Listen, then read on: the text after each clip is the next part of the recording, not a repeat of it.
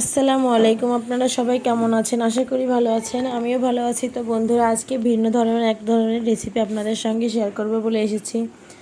তো বন্ধুরা, আপনারা দেখে বুঝতে পারছেন কী দিয়ে আজকে রান্নাটা করব। রান্নাটা কিন্তু দেখতে যেমন লোভনীয়, ঠিক তেমনি খেতে কিন্তু খুবই সুস্বাদু হয়েছে। তো এই রান্নাটার জন্য আমি পটল ব্যবহার করব। তো পটল কিন্তু আপনারা অনেকভাবেই খেয়ে থাকেন, কিন্তু এভাবে মুরগির মাংসের সাথে কী পটল রান্না করে খেয়েছেন অবশ্যই কমেন্টে জানাবেন। তো পটল দিয়ে মুরগির মাংস রান্না কিন্তু এক ধরনের নতুন রান্না।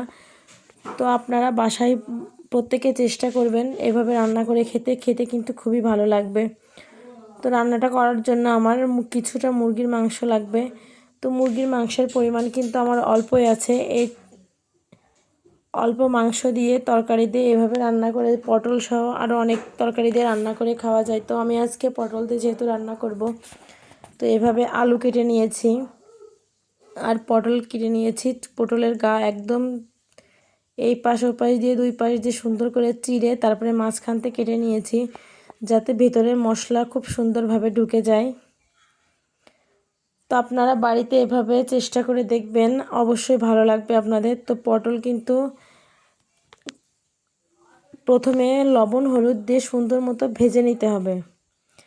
তো আমি কড়াইয়ে তেল দিয়ে তেল গরম হওয়ার পরে পটলটা দিয়ে দেব এবং এর ভিতরে লবণ আর হলুদটা দিয়ে ঢাকনা বন্ধ করে করে দিয়ে পটলটা ভাজবো, যাতে পটলটা আমার সুন্দরভাবে ভাজাও হয় আবার সিদ্ধও হয়ে যায়। তো বন্ধুরা, যারা এখন আমার চ্যানেলটিকে সাবস্ক্রাইব করনি এবং আমার চ্যানেলটা লাইক দিতে ভুলে গেছো আমার এই ভিডিওতে, তারা অবশ্যই একটা লাইক ডান করে দিবা। তো যে দেখো, পটল কিন্তু সুন্দরভাবে ভাজা হচ্ছে এবং এটা আমি ঢাকনা দিয়ে দিয়ে ভাজবো, যাতে আমার পটলটা খুব সুন্দরভাবে সিদ্ধ হয়ে যায়। তো যে দেখো, পটলটা কিন্তু আমি ঢাকনা দিয়ে সিদ্ধ এক পাশ করার পরে ভালোই সিদ্ধ হয়েছে এবং ভাজাটাও কিন্তু সুন্দরভাবে হয়ে এসেছে। এভাবেই করে আমি পটলটা কিন্তু ভেজে নেব।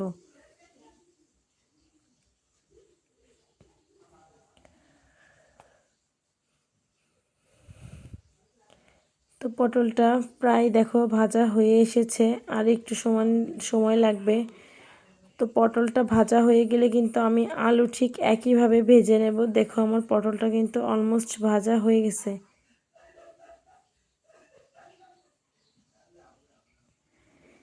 পটলটা এমনভাবে ভাজা হয়েছে যাতে এভাবেই খাওয়া যায়। আমার মেয়ে তো এভাবে পটল ভাজা খুব পছন্দ করে। তো এরপরে তুলে নেব।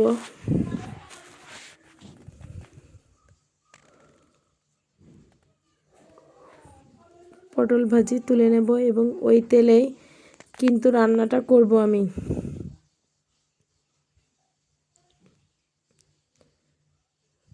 এবার আলু কেটে টুকরো করে রেখেছিলাম, সে আলুটাও ওই তেলেই ভেজে নেব লবণ আর একটু হলুদ দিয়ে।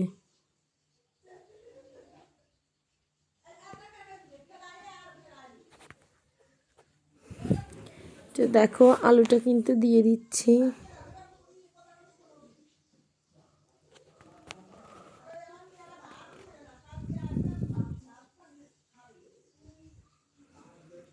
তো আলুটা কিন্তু সুন্দরভাবে ভাজতে হবে এবং লবণ হলুদ কিন্তু ভাজার সময় দিয়ে দেব। তো যে দেখো, আলুটা কিন্তু ভাজা হয়ে গেছে। এবারে আলুটা আমি তুলে নেব।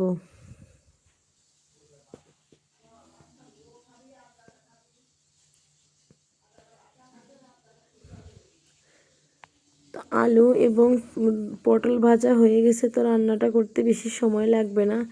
তো ওই তেলের ভিতরে আমি এলাচ আর দারচিনি দিয়ে দিলাম, গোটা এলাচ দারচিনি, আর এর ভিতরে সমস্ত বাটা মশলা। তেলটা অনেক বেশি গরম হয়ে গেছে বলে বাটনাটা দিলাম। একটু কালচে রকম দেখাচ্ছে, তো একটু পরেই কিন্তু কালারটা ঠিক হয়ে যাবে। তো যে দেখো, আদা রসুন পেঁয়াজ এলাচ দারচিনি জিরা সমস্তটাই কিন্তু একবারে বেটে নিয়ে একবার একই পাত্রে রেখেছি। তো এরপরে আমি মরিচের গুঁড়া হলুদ লবণ এগুলো দিয়ে দেব, দিয়ে কিন্তু সুন্দর মতো মশলাটা কষাতে হবে। এরপরে যে মাংসটা আমি রেখেছিলাম, সে মাংসটা ভালোভাবে ধুয়ে দেব।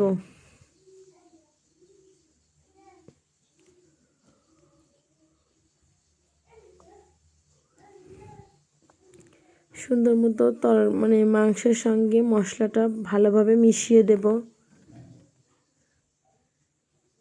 এই রান্নাটা করতে আর মানে খুব একটা সময় লাগে না, অল্প সময়ে রান্নাটা হয়ে যায়। তো যে দেখো খুব সুন্দর মতো কিন্তু মশলা দিয়ে মাংসটা কিন্তু ভাজতে হবে।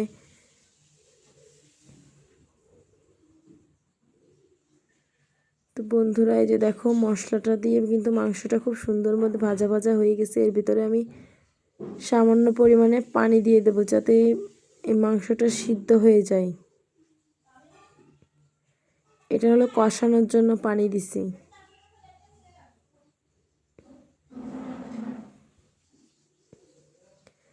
তো বন্ধুরা এরপরে আমি ঢাকনা দিয়ে দেব।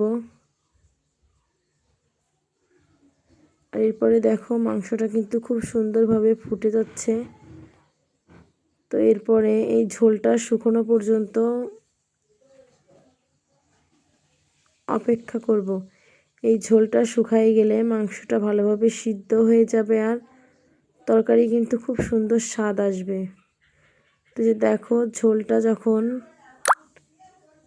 ফুটে গেছে কষানোর জন্য, তো তার মধ্যে কিন্তু আমি আলুগুলো দিয়ে দেবো, কারণ আলুগুলো কিন্তু আগে না দিলে ভালো একদম ভালো হবে না, স্বাদ হবে না।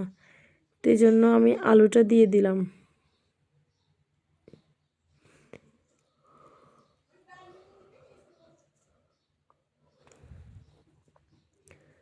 তো এরপরে আমি কিছুক্ষণ পর ঢাকনা উঠাই দেখি সুন্দর মতো। আর আমি মাটির চুলায় রান্না করি বলে অনেক ধোয়া, তো অনেকটা ধোয়ার কারণে কিন্তু একটু ভিডিও করতে আমার অসুবিধা হচ্ছিল। তো দেখো আমার কিন্তু ঝোলটা একদম শুকিয়ে এসেছে। তো এরপরে কিন্তু এর ভিতরে আমি পটলটা দিয়ে দেব। যে পটলটা আমি কিন্তু আগে ভেজে রেখে দিয়েছিলাম সেই পটলটা দিয়ে দেব। তো পটলটা দিয়ে ভালোভাবে নাড়াচাড়া করে নেব। তো রান্নাটা কিন্তু প্রায় আমার হয়েই গেছে।